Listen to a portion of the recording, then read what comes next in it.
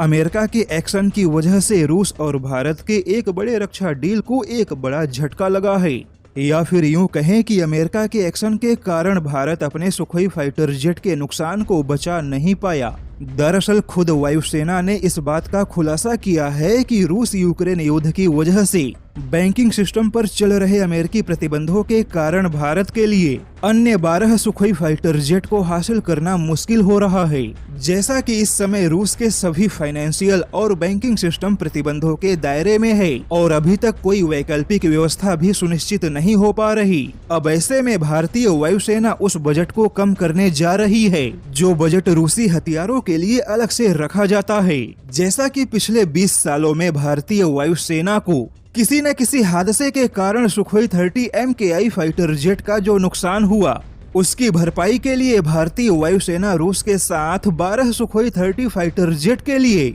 रूस के साथ एक समझौते की तैयारी कर रही थी। लेकिन यूक्रेन युद्ध और अमेरिका के प्रतिबंधों ने भारत के इस तैयारी को बड़ा झटका दे दिया, क्योंकि हिंदुस्तान एरोनॉटिक्स लिमिटेड रूस से सुखोई 30 MKI फाइटर जेट का पूरा किट खरीदने जा रही थी और सुखोई फाइटर जेट के इस पूरे किट को नासिक प्लांट में असेंबल किया जाना था, जहां भारत के सुखोई 30 MKI फाइटर जेट का निर्माण हुआ। हालांकि रूस यूक्रेन युद्ध से पहले रूस और भारत के बीच में 12 सुखोई फाइटर जेट के डील पर चर्चा हुई, लेकिन तब रूस की ओर से बहुत ही ज्यादा कीमत लगाए जाने पर भारत ने सुखोई फाइटर जेट की खरीदी को रोक दिया। लेकिन अब तो अमेरिकी प्रतिबंधों की वजह से यह डील और भी ज्यादा मुश्किल होती जा रही है। यहाँ तक कि अमेरिका के प्रतिबंधों की वजह से ही भारत के अपने सुखोई फाइटर जेट को सुपर सुखोई बनाने की परियोजना में भी काफी देरी हो रही है।